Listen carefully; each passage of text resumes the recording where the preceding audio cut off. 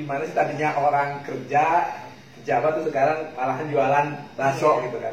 Gimana tuh ini? Ya, alhamdulillah sih. Tantangan itu pertama mental dulu kali ya. Oh iya, ya biasa mental ya. Biasanya kan kita namanya pejabat dilayani. Orang datang sudah dibukain pintu. Ya, padahal kita bisa buka pintu sendiri ya. Iya, betul. Yang kayak gitu-gitu ya, udahlah. Itu kan hanya jabatan nggak langgeng lah ya. Sementara aja ya. Dan kita punya mindset kayak gitu juga. Jadi buat Bu Emi,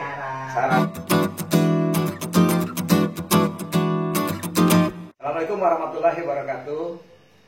Selamat bertemu kembali di channel Berani Jadi Pengusaha. Nah, jadi hari ini saya mau ngobrol-ngobrol ini dengan Bu Emi. Dulu pernah satu kantor waktu saya kerja. Nah, dulu atasan saya banyak menginspirasi juga.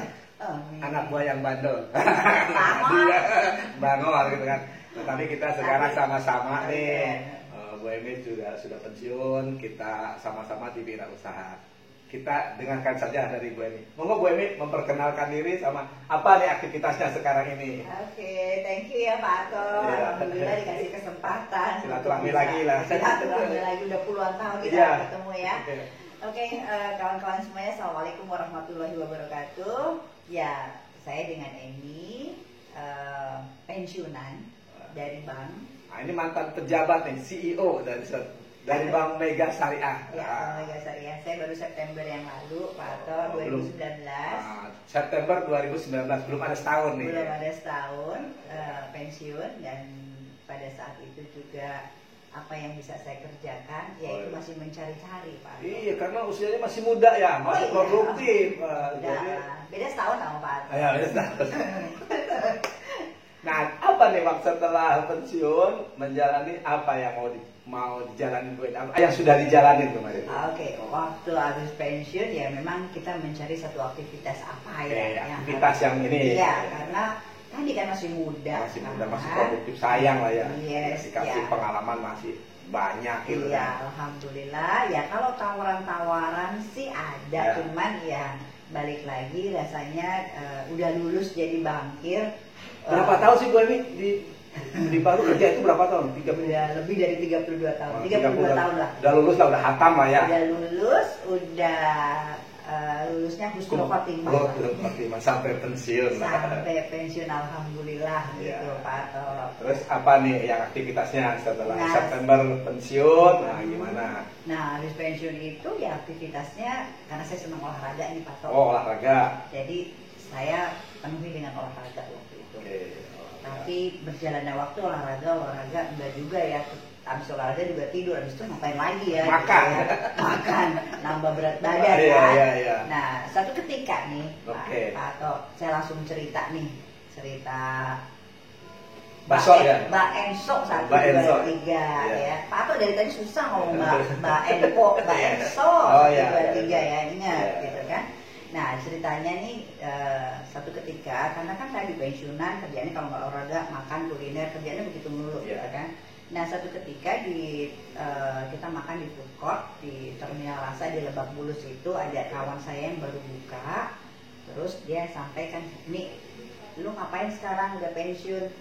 Iya, kerjanya ya makan di tempat lu, di mana gitu kan. Nah, saat itu dia bilang, ada tuh satu warung yang masih tinggal, dia bilang gitu. Jadi tawarin lah. Ditawarin. Usaha gitu kan. Nanti kan lu deketan sama gue, dia bilang gitu, depan-depanan.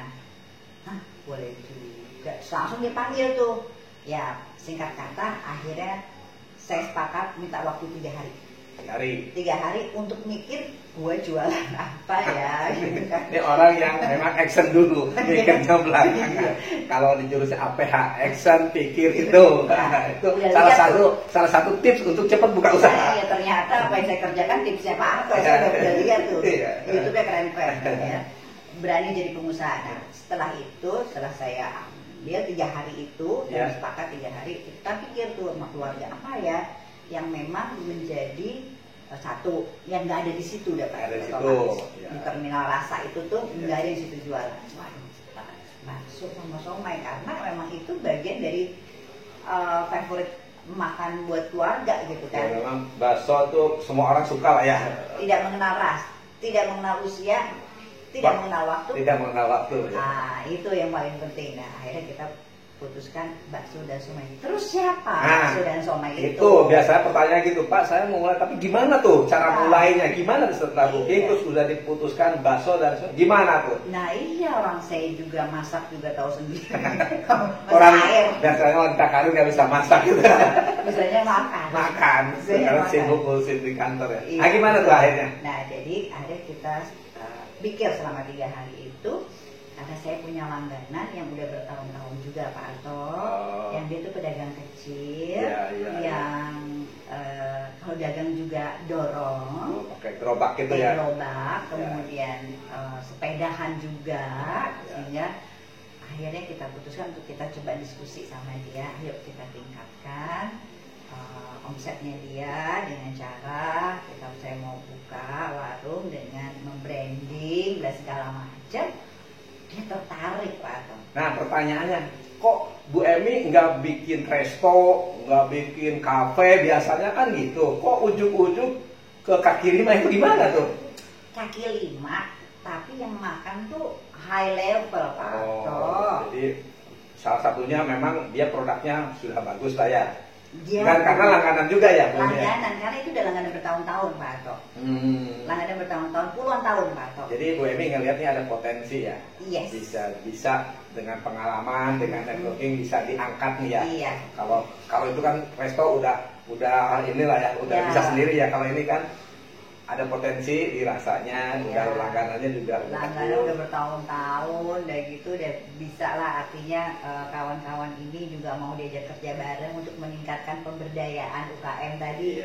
Karena terus terang filosofi hidup saya juga bagaimana caranya kita bisa bermanfaat bagi orang lain. Makanya pilih tadi kenapa itu pedagang-pedagang yang memang kecil ya, biar bisa ada peran kita lah. Alhamdulillah, ya itu aja yang inginkan dengan sisa usia yang kita nggak tahu kapan yang kita bisa memberdayakan kawan-kawan ini.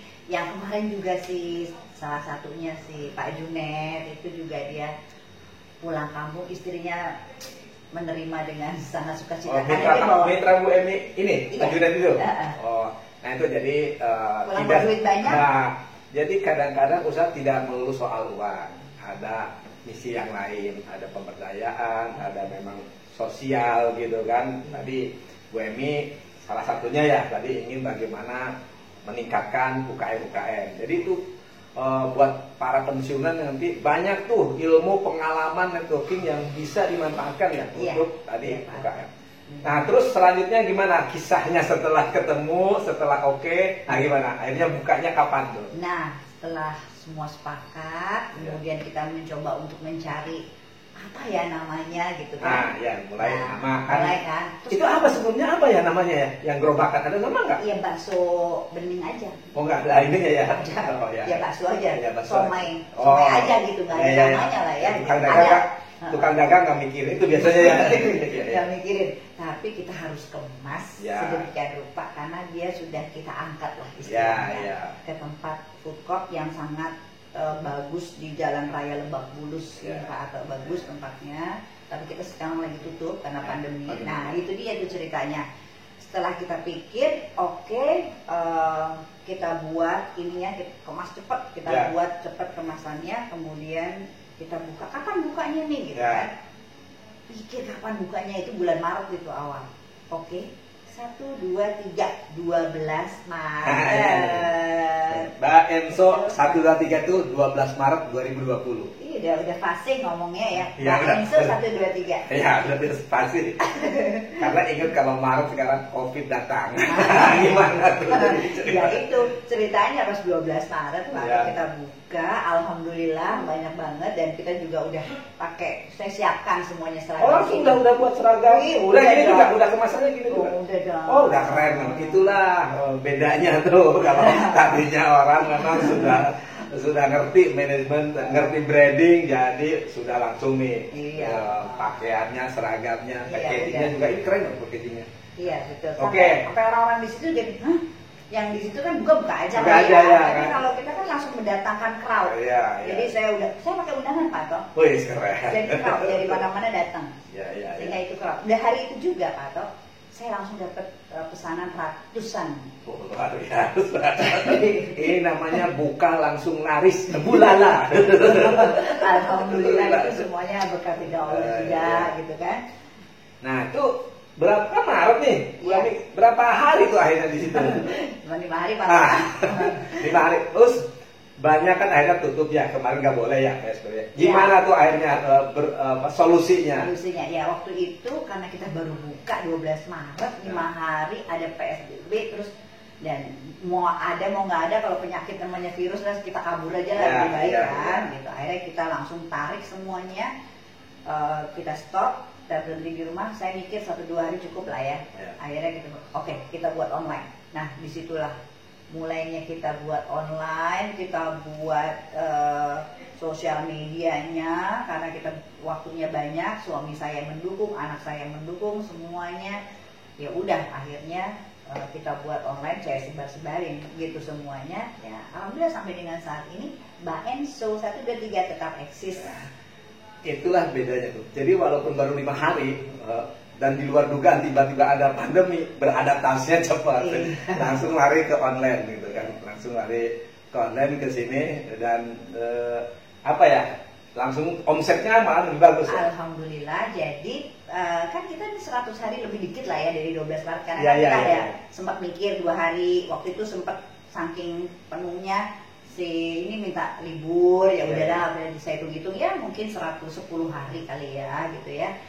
Dan alhamdulillah sih udah lebih dari 10.000 porsi Pak Ato. Alhamdulillah. Kita boomingnya juga pada saat work from home. Orang pilihannya ya udah kan pada online kan. Apalagi juga saya memberdayakan ojol-ojol Pak. Ojol-ojol kan kita langsung kan pakai ojol gitu kan. Jadi aktivitasnya banyak juga kan, ngantar-ngantar makanan. Dan kita juga punya program loh Pak Ato. Apa tuh Bu Emi? Program Jumat Berkah. Ini kan ada Jumat Pak Ato. Jadi yang pada pesen Mbak Enso 123 ini, si ojolnya kita kasih free 1. Dia boleh mau bakso kayak mau somai sih boleh. Jadi setiap ada yang beli 1, beli semua mau beli enggak. Jadi setiap ada yang beli si ojolnya dapat. Jadi dia juga tidak sekedar nganterin, bisa menikmati apa yang dianterin. Dan itu ditunggu-tunggu Pak Ato sama ojol-ojol di sekitar sini. Bu, saya belum dapat order dulu katanya. Itu doanya para ojol juga nih. Iya benar, alhamdulillah berkah. Malah ada satu lagi Pak Ato, ada pelanggan kita yang udah nitip infaknya dia, sedekahnya dia buat ojol juga. Iya. Jadi udah setiap hari Jumat dia pasti transfer tuh Pak Ato untuk nitipin dia pengen sedekah lewat ke ojol. Kebaikan itu juga menular tuh. Jadi kalau sudah berbuat ada orang juga yang nitip untuk tadi berbuat baik. Oke Bu Emi, nah saya kan ini sudah jalan lah, udah bisa beradaptasi. Balik lagi kan tadi Bu Emi tadinya kerja di bank, terus tiba-tiba sekarang memutuskan jualannya bakso lagi kan, yang memberdayakan lagi. Apa sih tantangannya tadi? Gimana sih tadinya orang kerja pejabat tuh sekarang malahan jualan bakso gitu kan? Gimana tuh Bu Emi? Ya alhamdulillah sih. Tantangan itu pertama mental dulu kali ya. Ya biasa mental ya. Biasanya kan kita namanya pejabat dilayani. Orang datang sih bukain pintu. Padahal kita bisa buka pintu sendiri betul. Yang kayak gitu-gitu ya udahlah, itu kan hanya jabatan nggak langgeng lah ya. Sementara aja ya. Dan kita punya mindset kayak gitu juga. Jadi buat Bu Emi sarannya kalau yang punya jabatan jangan malu lah, jangan dipegang terus ya, atau nanti sementara itu bang titipan aja ya kita semua titipan. Jadi lepaskanlah itu dah. Lepaskan. Jadi mental itu ya. Terus biasa dilayani gitu kan. Kita sekarang punya konsep kan udah biasa melayani nih sama nasabah nih. Itu dipraktekkan praktekin di sini lah kita melayani karena berbagai macam jenis pelanggan kita nih Pak Ato. Ada yang minta kuahnya banyak ya, ada yang minta bakso urat aja ya gitu. Ada yang minta orang bank yang biasa melayani memang beda tuh. Jadi semua dilayani dengan baik ya. Dilayani karena kan itu selera ya Pak Ato ya. Termasuk pelanggannya sih beragam juga ya? Masya Allah, pelanggan kita nih ya Pak Ato ya, Mbak Enso 123 dari asisten rumah tangga sampai CEO Bang. Sampai direktur BUMN Pak Ato. Ada lagi Pak Ato, artis. Wih, sudah artis juga nanti. Ini artis juga nanti ya. Artis loh Pak Ato, dan ya alhamdulillah lah mereka. Artinya gini, kita bisa menilai bahwa jualan Mbak Enso 1, 2, 3 sesuai selera adalah pada saat dia repeat order. Oh, udah banyak yang repeat order ya? Banyak Pak Ato, alhamdulillah. Pelanggan kita udah lebih dari 300, tapi itu masih sedikit Pak Ato, saya yakin. Karena kita masih terus akan meningkatkan pemasarannya. Karena kan baru sekitar sini doang. Tapi bukan sekitar sini doang, tapi Jabodetabek. Iya, pemasarannya Bu Emi, kalau yang di luar rumah nih, pakai apa nih sekarang ini? Ojol itu? Pakai ojol. Jadi kita kalau keluar kota nih, kalau keluar kota? Keluar kota? Bisa? Bisa. Pakai apa? Di apain?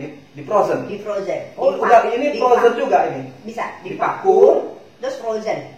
Oh, jadi ini tidak terbatas siapapun nanti yang nonton semuanya nih ada di luar kota nih, bisa ya? Bisa. Oke, nanti ada infonya nanti ya. Jadi kemarin kita kirim ke Surabaya nih, udah banyak di pelanggan. Surabaya juga bisa ternyata. Medan kemarin. Medan juga bisa. Jadi kita vakum frozen. Ya. Berapa harganya? 20.000. Cuma 20.000, coba kemasannya gini. Ini susah nih, ini rapet nih, bagus. Ini udah cetakan nih. Cetakan itu pabrikan Pak atau pabrikan. Makanya kelas atas. Jadi memang dari segi kebersihan, higienis, ini keren nih, bagus nih. Oke, Bu Emi, apa nih saran-saran atau tips buat teman-teman, terutama nih yang tadinya kerja mau pensiun, apa saran Bu Emi biar mereka seperti Bu Emi lah? Alhamdulillah, yang satu jangan gengsi aja. Jangan gengsi, jadi ya yang penting satu kan kita halal, ya. Pertama jangan gengsi. Toh usaha juga halal juga. Usaha, udah yang penting semangat, kita punya kegiatan karena sampai titik darah penghabisan, sampai saya nggak bisa ngapa-ngapain baru itu. Sekarang saya kan masih kuat, olahraga masih jalan, ya jualan jalan, semuanya deh kita jalanin. Yang penting bermanfaat bagi orang lain, gitu aja. Apa sih harapan Bu Emi nih terhadap usaha ini atau kedepannya apa sih harapan Bu Emi? Lebih luas lagi pemasarannya. Pertama usahanya bisa lebih luas lagi menjangkau. Ada kemungkinan nggak variasi atau suatu saat ini jalan sudah bagus, pemberdayaan yang lain produk? Bisa juga itu, karena terus terang saat ini juga ada reseller kita loh. Kita udah punya reseller loh Pak. Oh ini jadi lebih luas lagi ya? Iya, ada reseller kita juga yang produktif juga, alhamdulillah. Ya, mudah-mudahan lah ini semuanya bisa bermanfaat bagi Pak Ato dan keluarga dan YouTubers lainnya, dan yang semuanya yang dari wawancara sama Pak Ato ini menginspirasi banget. Saya udah lihat beberapa yang sangat luar biasa. Berani jadi pengusaha. Kalau saya berani jadi usaha, dulu usaha baru 110 hari. Yang lain kan udah lebih dari tahunan loh Pak Ato. Tapi teruji loh. Di saat normal rame, di saat COVID lebih rame. Iya, alhamdulillah. Jadi bisnis yang memang bisa berjalan, yang bisa beradaptasi. Dinosaurus mati bukan gara-gara gak besar, nggak bisa beradaptasi. Nah, bisnis juga gitu. Yang kecil sekarang jalan karena beradaptasi terhadap perubahan. Oke, Bu Emi, terima kasih nih atas ngobrol-ngobrolnya. Mudah-mudahan nih bakso Mbak Enso. Mudah-mudahan Mbak Enso 1, 2, 3 berkembang, maju, dan semua yang terlibat mendapat keberkahan. Buat Mbak Emi menjadi amal kebaikan. Dan buat yang nonton bisa menjadi inspirasi. Mudah-mudahan tadi bisa meniru langkah-langkah kita bahwa usaha itu juga salah satunya bisa menebar manfaat buat orang lain. Amin. Terima kasih Bu Emi. Terima kasih. Assalamualaikum warahmatullahi wabarakatuh. Waalaikumsalam warahmatullahi wabarakatuh. Terima kasih. Nah, Bu Emi, ini sebagai rasa terima kasih nih ya, dan untuk menularkan biar pada berani jadi pengusaha, ini ada kenang-kenangan dari kami. Nah, ini kaos. Ini kaos satu. Berani jadi pengusaha. Saya berani Pak Ato. Saya itu ya nggak pernah takut, aku sama Allah aja. Saya berani jadi pengusaha. Mbak Enso 1, 2, 3.